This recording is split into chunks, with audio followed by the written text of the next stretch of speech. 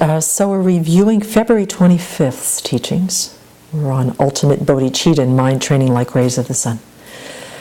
And I was very struck by the motivation that Venerable gave that night. I've been thinking about it for the past few days since I offered to do the review tonight.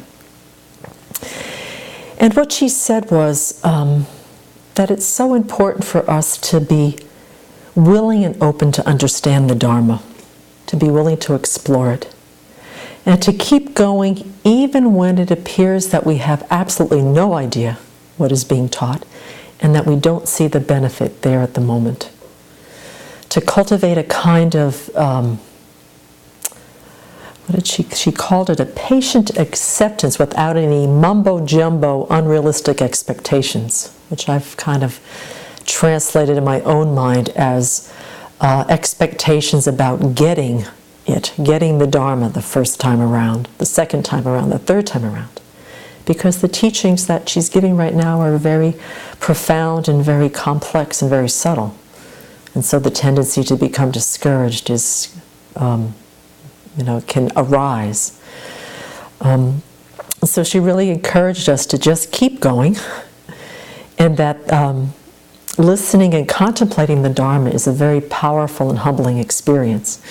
And that if we keep our hearts open and we have the willingness to explore and don't have a lot of unrealistic expectations, that the more frequently that we hear them, whether it be the second time, the 10th time, the 20th time, we find that, and this is something that people that we've talked to have concurred, is that you will hear the teachings and you will hear something as if you've heard it for the first time, and it'll go directly right into the mind and will be deeply understood.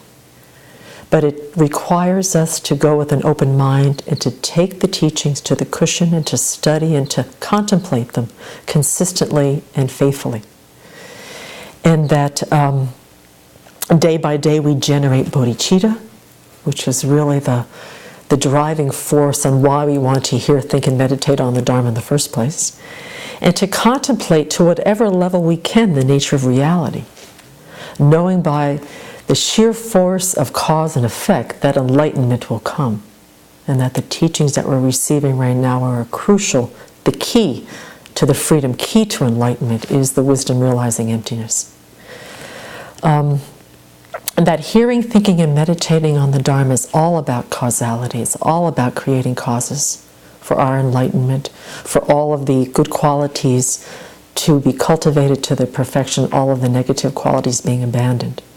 That the universe is ruled by causes and conditions, and the Buddhist teachings are all about creating the causes and conditions for our own enlightenment. And that through a lot of patience and consistency, the teachings first start as not understanding them at all, and then slowly but surely, intellectually, we begin to understand them on a level that we can either ask questions about them, talk about them. And then over time, with a lot of fortitude and consistency to our practice, they become deeper into our minds, less intellectual, and more directly realized in our hearts. And this happens from the very simple teachings of precious human rebirth, which are profound, although they sound simple, all the way up to the 4-point analysis. The Buddha has laid out the entire path, step by step. And so there we have in front of us all the causes and conditions for our own enlightenment in order to benefit others. And so we need to set our motivations clearly and sincerely to bring the Dharma to our lives as best as we can. And that slowly we build the capacity to understand the teachings, no matter how difficult they seem to be on the first go-around. So I was very struck by her motivation of just hanging in there and staying with it, even though we may not understand and that we may not know why we're hearing the teachings and why we're being given the teachings. So I reviewed the notes and the audio on the teachings of the February 25th. And taking Venerable's motivation to heart, I honestly had to accept the fact that I didn't understand almost all of what was taught that night, with the exception of some parts. And so not wanting to either confuse myself or mislead or teach things that aren't correct, I did extract from those teachings some things that I have some understanding of, and I put them together with some teachings that Venerable had given on emptiness a number of years ago at Dharma Friendship Foundation in Seattle, hoping that together they will be able to be helpful. I have found them helpful over time.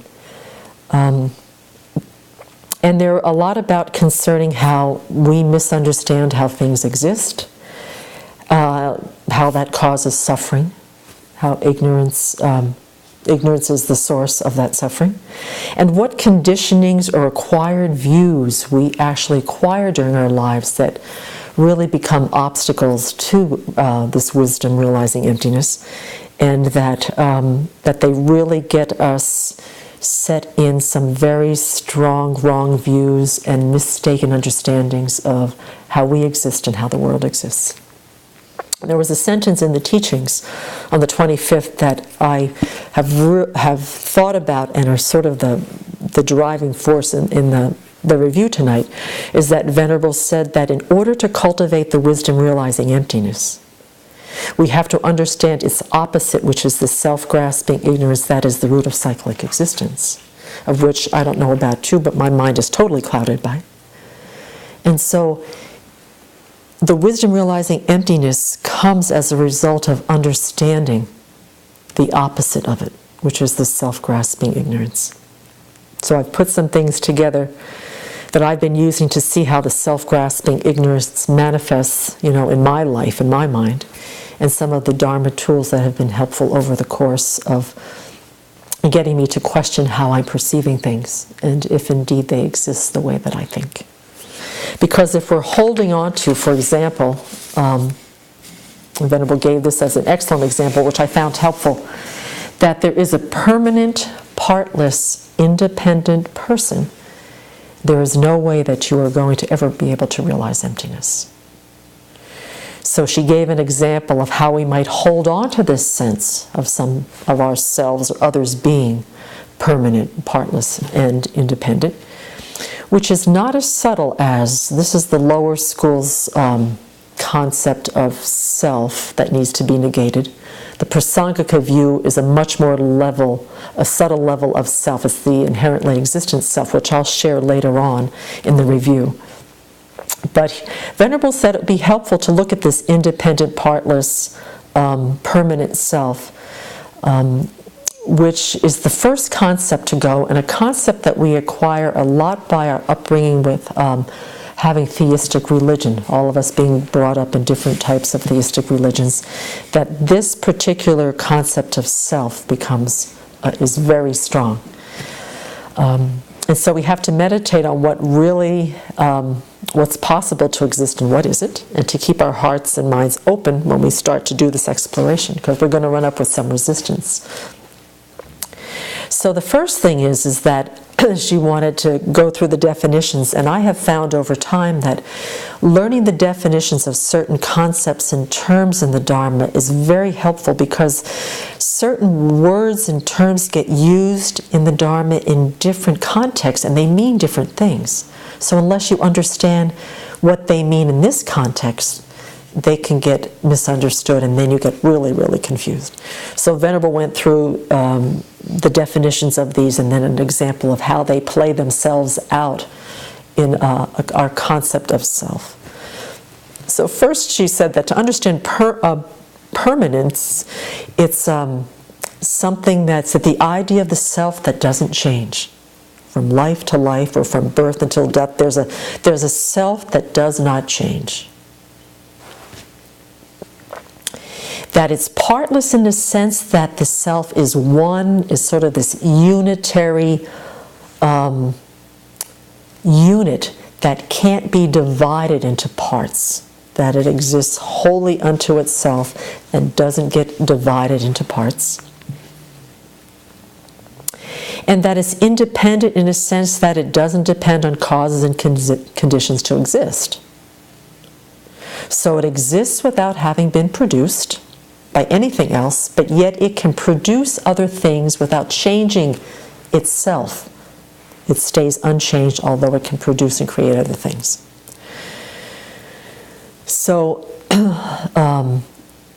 The most perfect example of this is in a lot of the theistic religions in the world.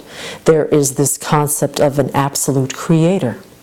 And this creator falls into having these qualities of permanent, partless, and independent, in that the creator was never created. The creator creates but doesn't change in the process of creating other things. That it's partless. It's one monolithic unitary unit.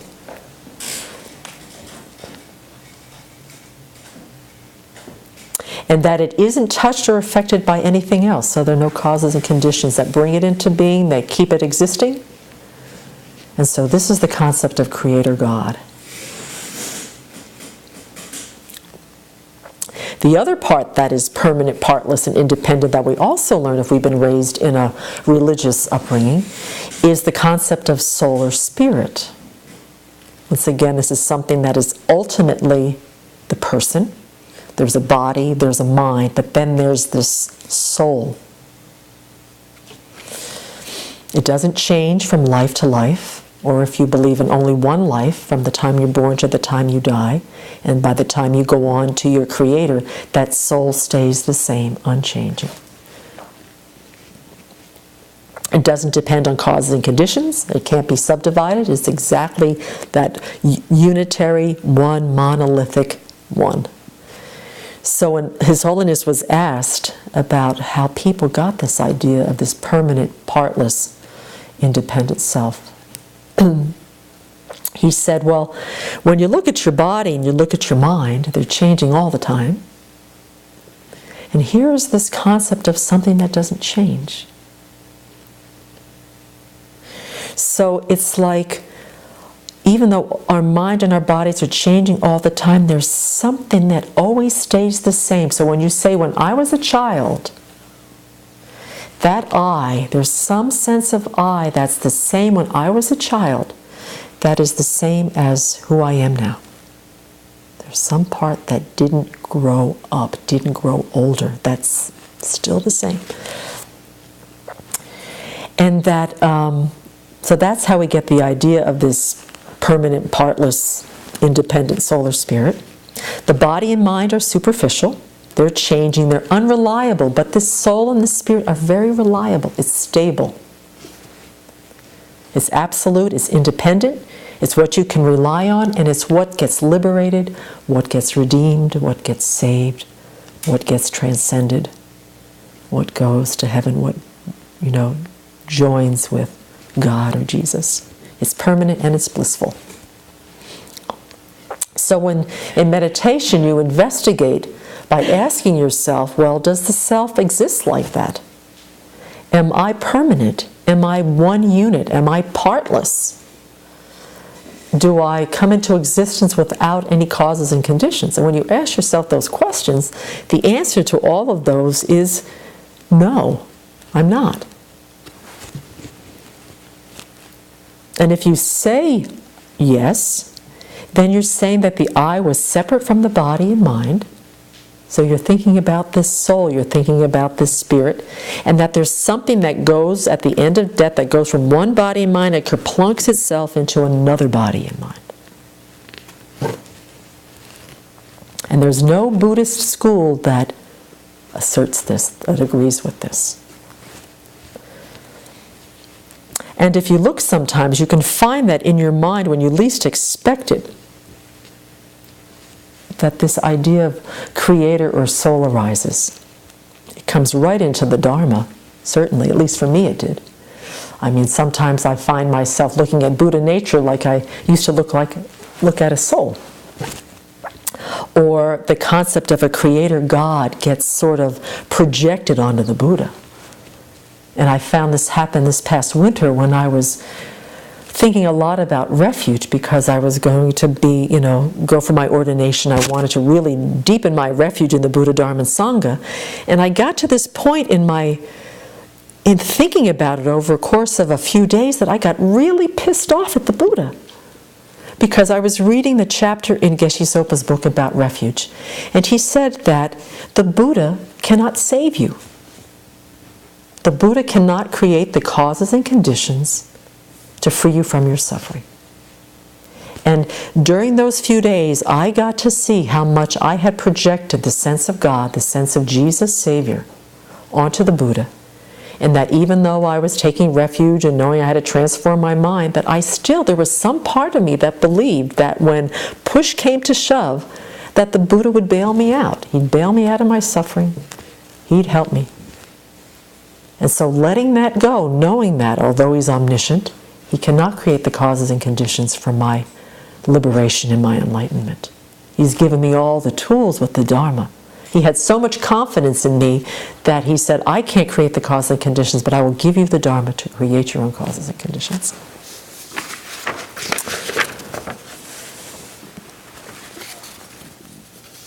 And I have also, because if He could have been able to save us, He would have, a long, long, long time ago.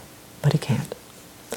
The other thing that came apparent in my retreat this past winter is that the self, this partless, permanent, independent self, arises even when I'm creating virtue.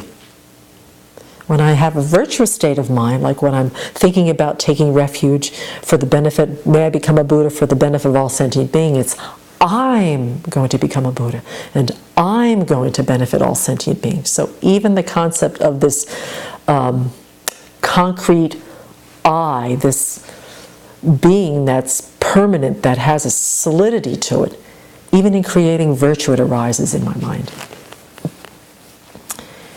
So what would happen if we were permanent, partless, and independent? Nothing. There's absolutely nothing that would happen. You couldn't change, you couldn't move, you couldn't grow, you couldn't talk, you couldn't walk, you couldn't create anything. You couldn't live, you couldn't breathe, you couldn't exist. There's no way. But for a lot of people, the idea of having a creator God and having a soul, that there's a lot of emotional appeal to that. To have a creator God that can save and reward, someone who can lead you out of suffering. There's a sense of, there can be a sense of security, there can be a sense of protection, of safety on some level. And the fact that when the body's getting older and the mind's not doing really well, that there's a soul that goes beyond this life, that's not flawed, that's not falling apart, that doesn't get crazy, that doesn't get upset. And so there's something very attractive about these concepts in theistic religions that propel people to feel very identified with them. And so when you come to the Dharma, sometimes you've really got to watch and see how much those concepts come with you. And with Buddhism, with the Dharma, it insists on you rationally justifying your position. If you think you exist like this, you have to logically reason and explain how that's possible. In a practical, logical sort of way. Not from belief, not from faith. Now, I did add a little piece here that wasn't part of Venerable's teachings, is that I've noticed that there's a lot of young people, 35 or younger, that come to the Dharma, that they were raised in non-religious households. Either their parents didn't have a practicing religion, they didn't go to church, or their parents let them decide what they were going to believe in. And so when they come to the Dharma, they don't have this baggage. If anything, they've got a particular form of skepticism where it's hard to convince them that maybe the Buddha does exist, that rebirth and karma are, that they exist in the world.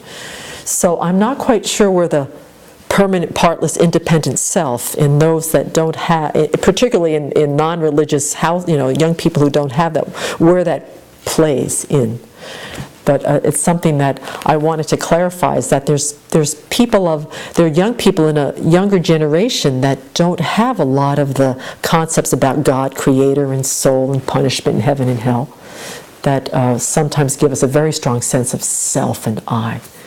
And so they don't bring that with them to the Dharma, which is a great I think it's a great shortcut that they don't have to deal with for many, many years to dismantle that.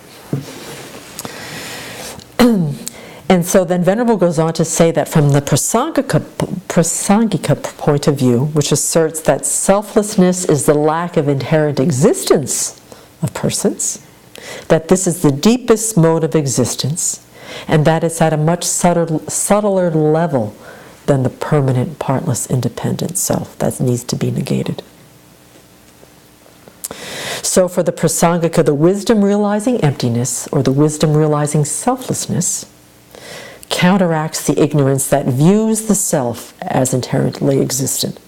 Which means, and you're going to, when I give you the definition, it's going to sound a little bit like permanent, partless, and independent, with a crucial piece that's different. So in the Prasangika point of view, the self is identified as inherently existent, which means it's independent of causes for its existence.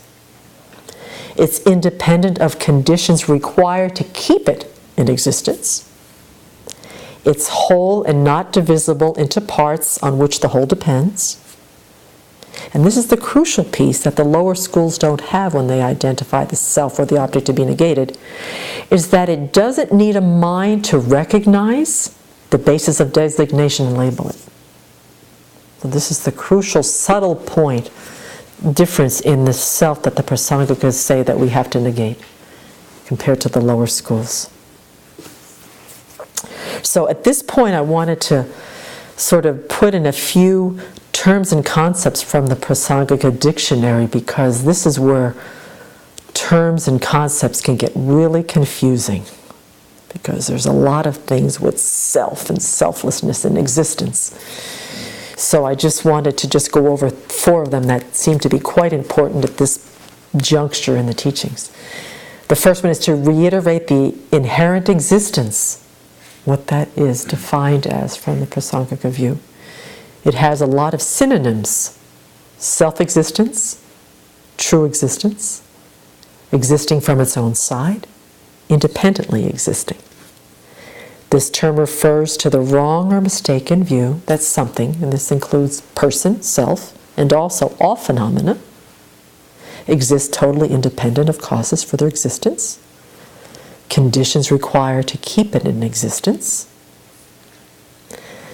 that this self is whole and not divisible into parts on which the whole depends, and that this self is independent of any consciousness or mind needing to label it. The Prasangikas assert that there is nothing that exists in this way. In fact, they assert that everything is empty of or lacking inherent existence. Now, what we're dealing with is the mind of ignorance that asserts that everything exists in this way. So this is where we're trying to find out how we as individuals, how the ignorance manifests in our minds and how we see things and see ourselves and how we mistake how we exist. The next term that I have found helpful is to distinguish it is self. So when used in a word like myself, yourself, it refers to the conventionally existent person. Okay, so myself, yourself, itself. The person who exists due to causes and conditions, so they've got mom and dad, grandma, grandpa, sperm and egg, causes, good karma. They've got conditions that keep them existing: air, water, food, a body that's healthy, a heart that beats. Parts on which the whole depends, body parts, mind parts. And that this self exists depending upon a consciousness that recognizes it and labels it. So this is the conventionally existent person, conventionally existent phenomena, self. Selflessness of persons. So there's the self that is the conventionally existent person. Then there's the self in selflessness. That self does not mean person. It means inherent or true existence. So selflessness means the lack of or emptiness of inherent existence. This is a really crucial piece.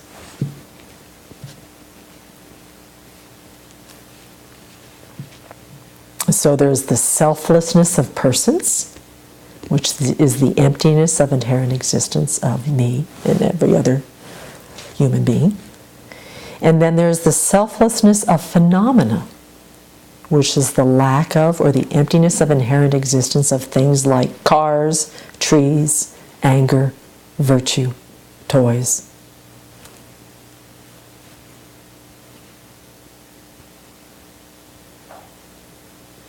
So once again, to reiterate Venerable's sentence, in order to cultivate the wisdom realizing emptiness, we have to understand its opposite, which is the self-grasping ignorance that is the root of cyclic existence. The self-grasping ignorance is a consciousness, a mind that misapprehends how the self and everything exist. So we get into trouble because the self-grasping ignorance loves to cling to the self, loves to cling to others, loves to cling to things and see them as concrete, existing from their own side, things to own, things to crave, things to cling, a self that needs to be protected, a self that needs to be defended.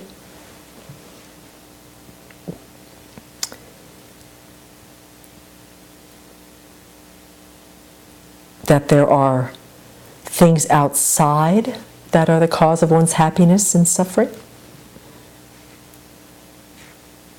And especially when these objects and this self have the word I, my, or mine attached to them, then the self-grasping ignorance rises proudly and causes a whole bunch of trouble. Because what happens is when the self-grasping ignorance rises, because we feel misunderstanding how reality exists, the craving, the clinging, the grasping arises. From that, the afflictions. If I need to defend, I need to protect, I need to grasp, there's an affliction that arises. As a result of the afflictions, we act, react. And so there's this cycle. Ignorance, afflictions, karma. And it just goes round and round and round. Now, a lot of the times the self-grasping ignorance isn't manifest. We, for the most part, from the time we wake up in the morning to the time we go to bed at night, we do see things as inherently existent. We see them as permanent, existing from their own side with their own essence, the cause of our happiness and suffering. But a lot of the times we go through the day having pretty much a stable, happy, peaceful mind. We're not grasping at the objects. We're not grasping at the self. We're not grasping at somebody.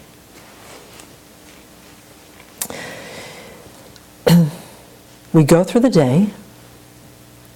We go to work. Fine. Lunch with the boss. Come home. Traffic's fine. Mind's stable. Mind's neutral. Not much going on. Still seeing things as inherently existent.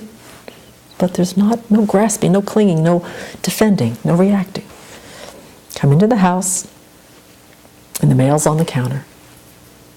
They go shuffling through the mail on the counter. And there's a letter in there from the IRS. There's an envelope. It's a rectangular shape. It has some ink on it. It's got a label on it, a name, your name. And inside is a piece of paper. All of this is just paper, ink, all these parts. But the mind sees IRS. And suddenly there's a feeling. And the feeling's not very comfortable. It's not very easy. And then there's thoughts about that feeling. Then there's more feelings. And then soon you see the self-grasping ignorance arise and grasp, whether it's anger or anxiety or fear, worry, all around this piece of paper with a little bit of ink with a label saying, Joe Smith. And this happens over and over again through the course of the day. Sometimes the self-grasping ignorance manifests, sometimes it doesn't. But These are the opportunities to see how we see the self. We see the I arise, and how the self-grasping ignorance just gets us spinning. The afflictions arise, the anxiety arises, we react, call on the phone, get angry, yell, scream, get afraid, call a lawyer, I don't know. So it's helpful to take real examples from your own life where you have a strong sense of self or I, and see if you're seeing reality correctly.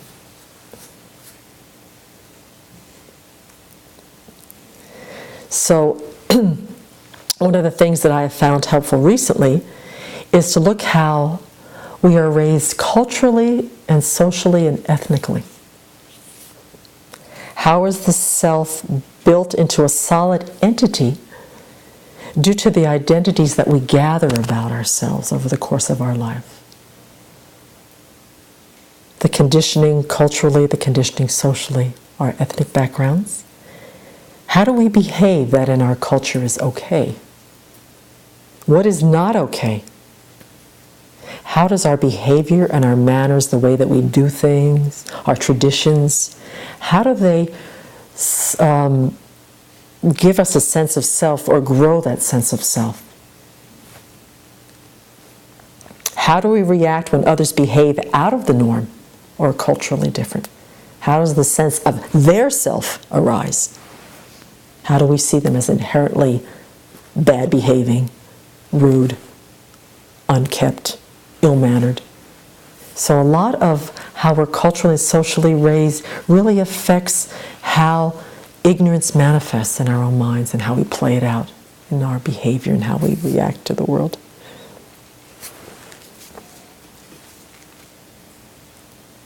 How adaptable are we in unfamiliar environments? When we're taken out of our comfort zones, how does the sense of self, this inherently existent I, how does it arise? How does it feel? How does it feel when it's taken out of a place that's familiar? And manners and behavior, many countries, good and bad manners, I mean, they're so different. What's considered good behavior and appropriate manners and etiquette and protocol in this country doesn't work in another country and vice versa.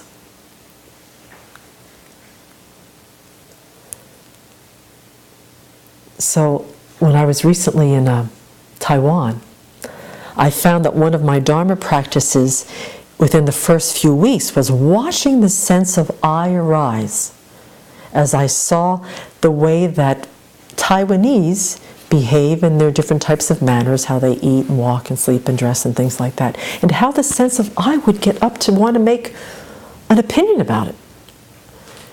And at first the culture shock was pretty strong for me because I'm American born, I haven't traveled much, and so to go to Asia was very new for me, very unfamiliar. So there are a few things that happened that were really great Dharma practices, and after a while I just got to laugh at myself. But the first few days, when we would all get in line, and I think it's partially because Taiwan's a rather small country with a very large population, that you would get jostled. I mean, I would get literally almost knocked off of my feet by a very small nun trying to get from the back of the line to the front of the line without a word like, "Excuse me, Amitofo." I mean, I would be like, "What? Excuse me?" And this went on for like days. And so, and I would have, a little bit of an opinion about it. And then finally, after a few weeks, I just left and just got out of the way before they needed to move to the front of the line. So I would just watch it and just smile. But my sense of appropriateness that came up, my sense of I, because I thought, who the heck are you knocking me off my feet? And, and for them it was absolutely fine. Being in very crowded conditions, that might have been the way to get around. I mean, how many times have you stood in line at the movies or a sold-out concert and somebody butted in front of you? The same sense of I. So we have differences but similarities on how that sense of I comes when you feel like you're being jostled or taken out of your place. The other thing that took some getting used to is opening doors. like nobody there like opens doors for people. And if you open the door for yourself, there's a good chance that somebody's going to get through the door before you do and close the door behind them before you get in.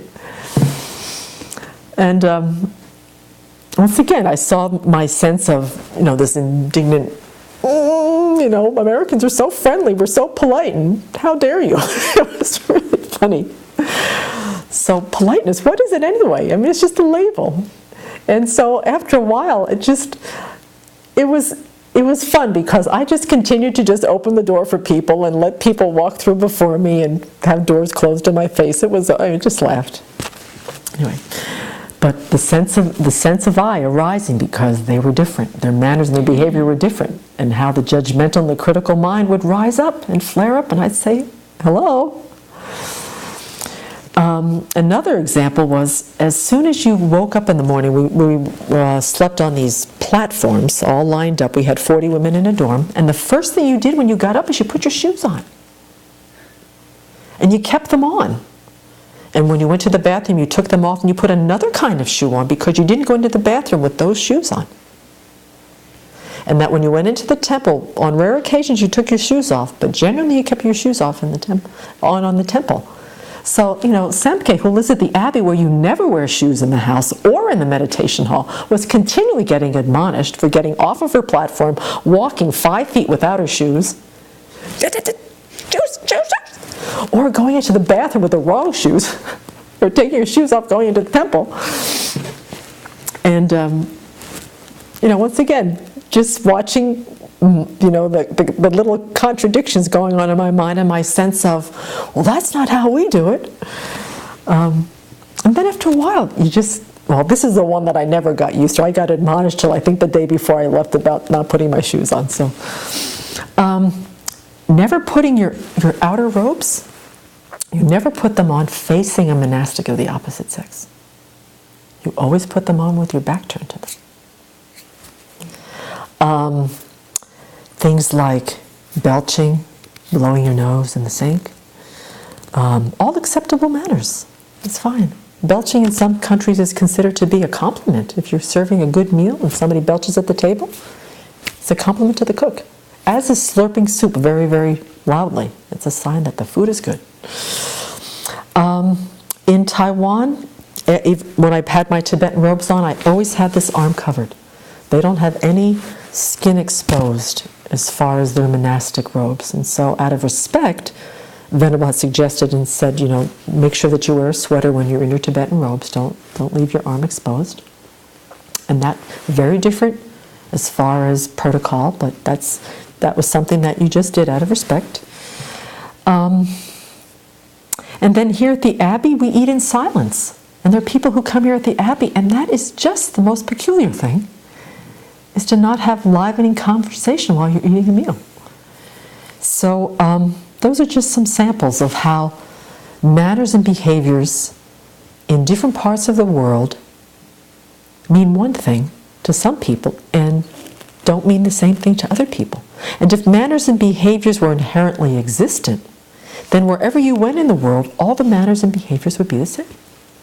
But they're not, which just means that there is absolutely no intrinsic, inherent existence to manners or behavior. And it was interesting to see how the critical and the judgmental mind of the self-grasping ignorance would just want to get into the act, just arise in those situations. So when you look at afflictions, you see how much they're connected to the self-grasping ignorance. It just feeds it, it just invites them.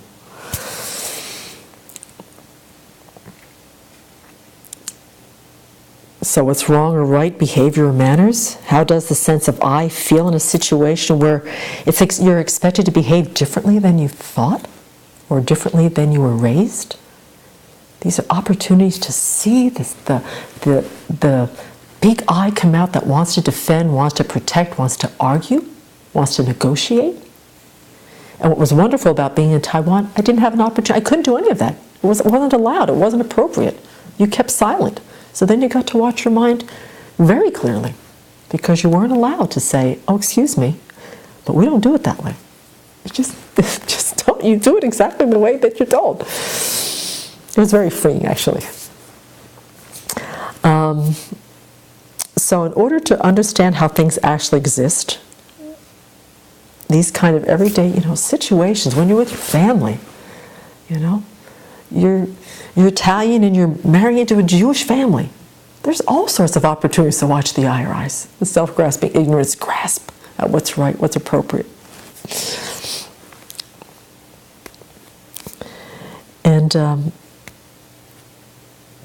And how the self-grasping ignorance, how this clinging and wanting to defend, how much it causes our suffering.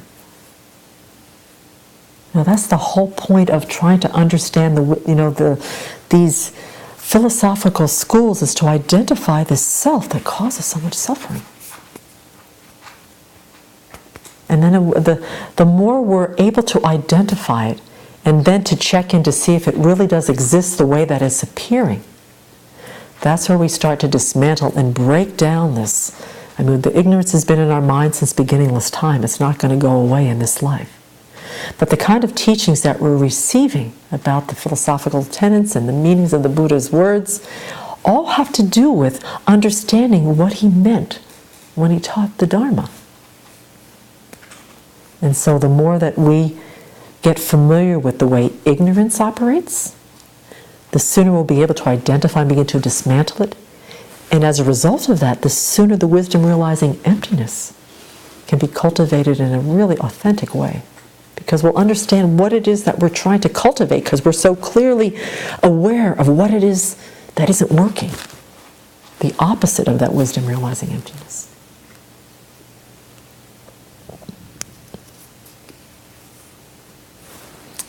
So those are just, I know that I'm ending a little bit early here, but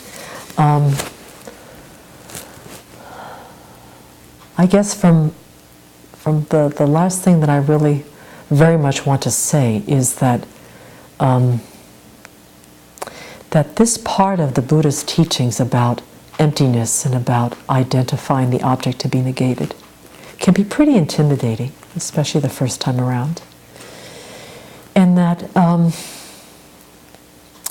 this is where I begin to trust the qualities of my teacher, and that I begin to increase the trust that I have a qualified teachers in my life, and that if they say that the wisdom realizing emptiness is the key to liberation and enlightenment, and identifying the object to be negated, this sense of the self that doesn't exist, that I believe does exist, that causes me so much heartache.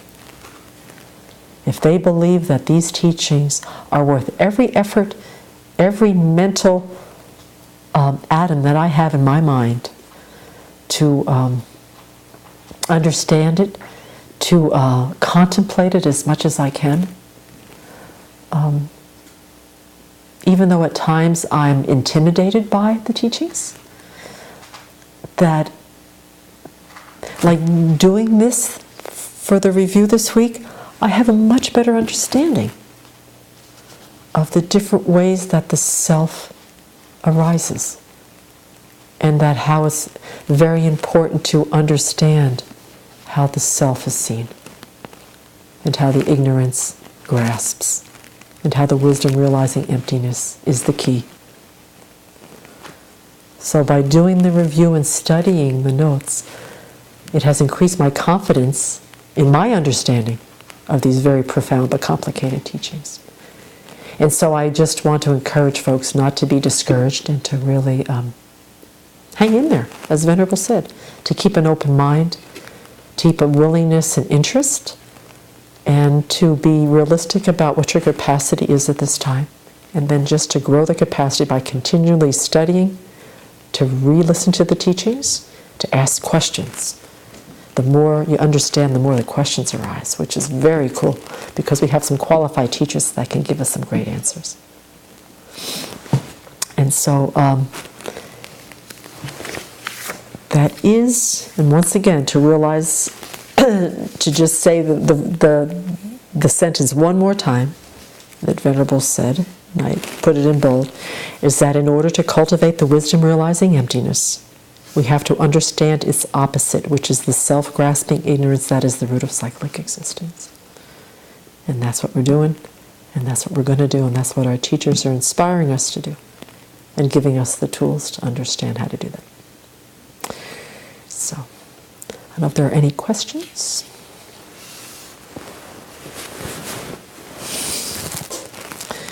So you're going to get off the hook early tonight, folks. So Venerable will be back next week. And I do encourage folks, if they get a chance, to download the teachings and keep reviewing them. I know that we've got quite a few of them from February, all of March and April, is to continually just listen to them and get some questions together. Venerable will be back next week. It'd be great to have some questions for her. So let's dedicate all of our merit for planting some very strong imprints in our minds in regards to the wisdom realizing emptiness and identifying the self-grasping ignorance. And so may we be able to